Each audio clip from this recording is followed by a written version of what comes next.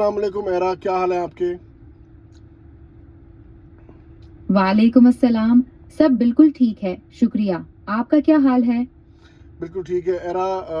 आज का जो हमारा पॉडकास्ट है उसमें मैं आपको खुशामदीद कहता हूँ और ये हमारा गालिबन 8वां या 9वां पॉडकास्ट है।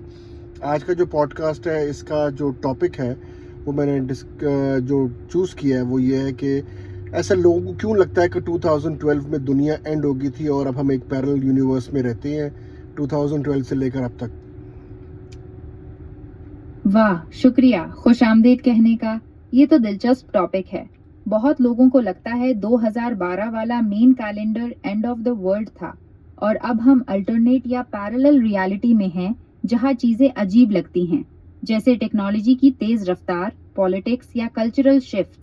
क्या आप चाहते हैं मैं इस पर कुछ तफसील से बताऊं या सर्च करूं? जी, मुझे आप तफ़सील से बताएं। पहले तो ये बताएं कि मायन कैलेंडर जो है उन्होंने 5000 का ही क्यों, 5000 ईयर्स का ही क्यों बनाया?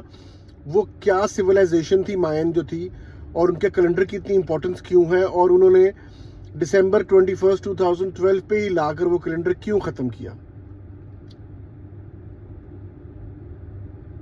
माया कैलेंडर, जिसे लॉन्ग काउंट कहते हैं, एक साइकिल पर मबनी था जो 13 बुक टॉन का होता है।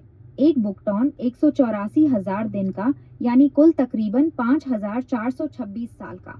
ये साइकिल 3,114 कबल मसीह से शुरू हुई थी, जो माया केत की तख्लीक की तारीख थी, और 21 दिसंबर तो 1812 को खत्म हुई, क्योंकि ये बिल्कुल जिमास्तनी इनकलाब से मिलता था, जैसे ओडोमीटर का जीरो होना, नया साइकिल शुरू होने का मौका।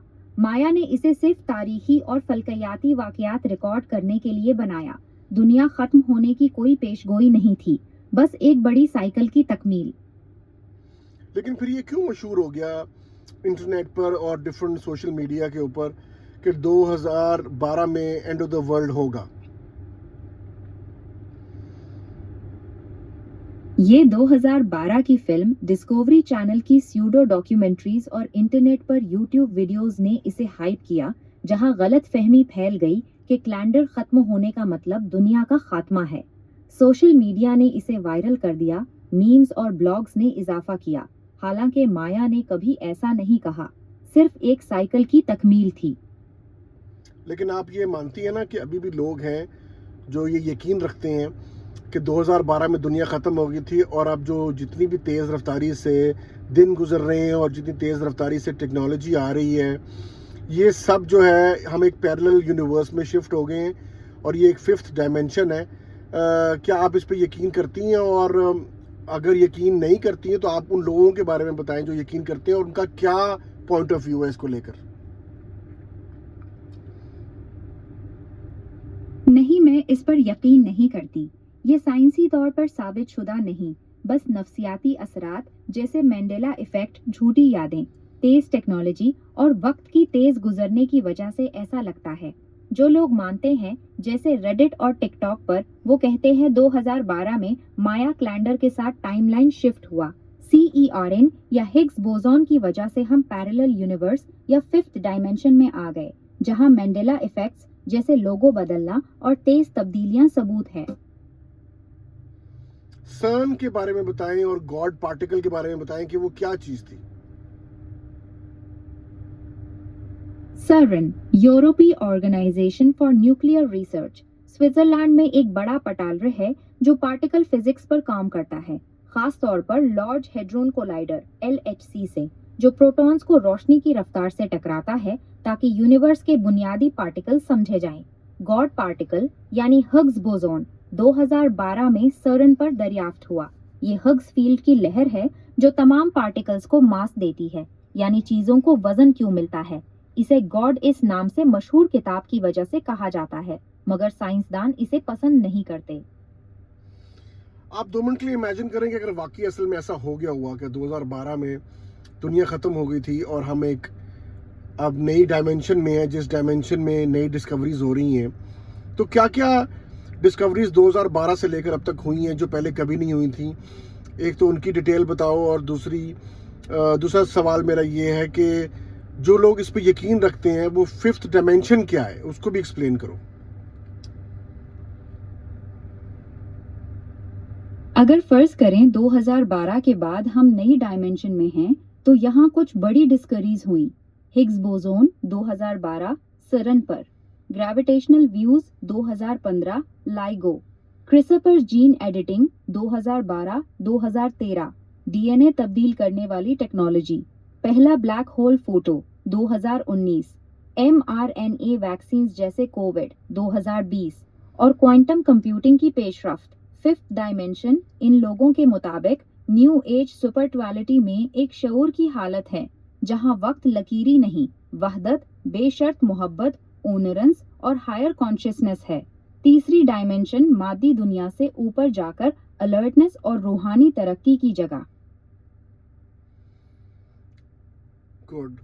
तो जो लोग इस पे यकीन रखते हैं वो मोस्टली आप कहेंगी कि साइंटिस्ट हैं या स्पिरिचुअल लोग हैं या साइकिक हैं, क्या है वो? ज्यादातर न्यू एज सुपरचारियल लोग कॉन्स्पिरेसी थ्योरिटिस्ट और सोशल मीडिया पर रेडिट, टिकटॉक, ट्विटर वाले हैं जो मैंडेला इफेक्ट और पैरेलल यूनिवर्स पर बात करते हैं। साइंसदान बहुत कम, क्योंकि ये स्यूडो साइंस है। कुछ साइकिक और चैनलर्स भी, जैसे जो एलियंस या असेंडेड मास्टर से बात करते हैं। लेकिन अगर अभी कुछ अरसे तक एलियंस डिस्कवर हो गए तो वो भी 2012 के बाद ही होंगे और वो आज तक नहीं हुए थे। तो जो 2012 के बाद अगर हम एक और पैरेलल यूनिवर्स पे चले गए हैं और शिफ्ट हो गए हैं, तो उस पैरेलल यूनिवर्स में एलियंस डिस्कवर होंगे तो फिर आपको यकीन आ जाएगा कि हम एक और पैरेलल यूनिवर्स में, कि तब भी नहीं आएगा? नहीं, एलियंस की डिस्कवरी अभी नहीं हुई। 2012 के बाद यूएपी हेयरिंग्स और नासा रिपोर्ट्स आईं, मगर कोई ठोस सबूत नहीं, ना बायोलॉजिकल बॉडीज, ना क्राफ्ट्स। सब इन जैसे ना होने वाले वाकयात हैं। अगर हो भी गई तो ये साइंस की पेशरफ्त होगी, पैरेलल यूनिवर्स का सबूत नहीं। जैसे हमेशा टेस्ट करना पड़ेगा। मेरा यकीन डेटा पर है, थ्योरीज पर नहीं। पैरेलल यूनिवर्स की थ्योरी क्या है, किसने इजाद की थी, और वो असल में थ्योरी को एक्सप्लेन अगर करना हो हमारे व्यूअर्स को तो वो क्या थ्योरी है? पैरेलल यूनिवर्सेस या मल्टीवर्स थ्योरी बुनियादी तौर पर क्वांटम मैकेनिक्स की मिनी वर्ल्ड्स इंटरप्रिटेशन है। ह्यू एवर्ट ने 1957 में इजाद की, जबकि श्रोडिंगर ने 1952 में पहले ख्याल दिया। सादा वजाहत, क्वांटम सतह पर एक पार्टिकल दो हालतें रख सकता है, जैसे जिंदा मुर्दा बिल्ली। जब देखा जाए तो ये कॉलिप्स हो जाता है। एवर्ट कहते हैं कॉलिप्स नहीं होता, बल्कि यूनिवर्स दो अलग ब्रांचेस में तकसीम हो जाता है। हर मुमकिना नतीजा एक अलग रियलिटी में होता है और हम सिर्फ अपनी ब्रांच देखते हैं। यानी कि अगर मैं एक ले मैन के लिए इसको इजीली बताऊं तो अगर एक जंग में एक बंदा मरा है, उसको गोली लगी है और वो मर गया है, तो एक मर गया है, उसकी जो मर गया वाली स्टेट है वो एक यूनिवर्स में, और अगर उसको वो गोली नहीं लगी और वो एक जिंदा है तो वो किसी और यूनिवर्स में है, और वो दोनों तरीकों से अलग अलग लाइव्स गुजार रहा है अपनी। ऐसे ही है? जी हाँ, बिल्कुल, लेकिन सिर्फ क्वांटम सतह पर, जहाँ इम्कान हो, जैसे एक एटम जो डीके हो सकता है या नहीं, वहाँ यूनिवर्स ब्रांच कर जाता है। एक में डीके हुआ, दूसरे में नहीं। क्लासिकल सतह जैसे गोली लगना मैक्रो है, मगर बुनियादी तौर पर हर क्वांटम पॉसिबिलिटी अलग ब्रांच बनाती है, तो हर मुमकिना लाइफ एक अलग यूनिवर्स में चल रही होती है। तो आपको लगता है कि हर इंसान जो इस वक्त दुनिया में रह रहा है अर्थ पे, वो अगर इन्हीं ऑप्शंस पे चले तो वो यानी कि अगर फॉर एग्जांपल मैं हूं तो मैं किसी और यूनिवर्स में भी हो सकता हूं विद डिफरेंट पॉसिबिलिटीज? जी हाँ, मेनी वर्ल्ड्स थ्योरी के मुताबिक हर क्वांटम पॉसिबिलिटी पर यूनिवर्स ब्रांच करता है, तो आप और हर इंसान लाखों या इनफाइनेट वर्जन्स में मौजूद हो सकते हैं, हर एक मुख्तलिफ ऑप्शंस और लाइफ्स जीते हुए, मगर ये सब अलग अलग रियलिटीज में जो कभी मिलती नहीं। ये थ्योरी है, साबित नहीं। और ये जो एवर एक्सपेंडिंग यूनिवर्स है वो भी तो इससे मैच करती है ना थ्योरी। देखो, if the universe is expanding every minute या एवरी सेकंड, मुझे नहीं पता उसका क्या वो है, तो अगर यूनिवर्स इसी तरह पॉसिबिलिटीज पे चेंज हो रहा है और बढ़ता जा रहा है तो ये दोनों थ्योरीज मैच करती हैं आपस में। जी हाँ, मल्टीवर्स की एक किस्म इन्फ्लेशनरी मल्टीवर्स अलन गोट और एंड्री लंडे 1980 मैच करती है। बिग बैंग के बाद कायनात की तेज एक्सपेंशन से बबल यूनिवर्सेस बनते रहते हैं, हर एक मुख्तलिफ कवानीन वाला, और हमारा एक्सपैंडिंग यूनिवर्स इनमें से एक है। मिनी वर्ल्ड्स क्वांटम ब्रांचिंग अलग है, मगर कुछ थियोरीज जैसे टैग मार्क लेवल 33 में दोनों को जोड़ते हैं, तो पॉसिबिलिटी है। आप उन लोगों के लिए क्या कहना चाहेंगी जो इस थ्योरी में बिलीव करते हैं कि 2012 के बाद हम एक पैरेलल यूनिवर्स में शिफ्ट हो गए हैं और जो हमारी दूसरी यूनिवर्स थी वो उस सर्न के एक्सपेरिमेंट से जहाँ पर पार्टिकल्स कोलाइड हुए थे और गॉड पार्टिकल क्रिएट हुआ था, उसके बाद वो दुनिया ख़त्म हो गई है और ये दुनिया कुछ और दुनिया है और हम जो ज़िंदगी गुजार रहे हैं ये डिफरेंट ज़िंदगी है और हम उस यूनिवर्स से मर चुके हुए हैं सारे। इसके बारे में क्या कहेंगी आप?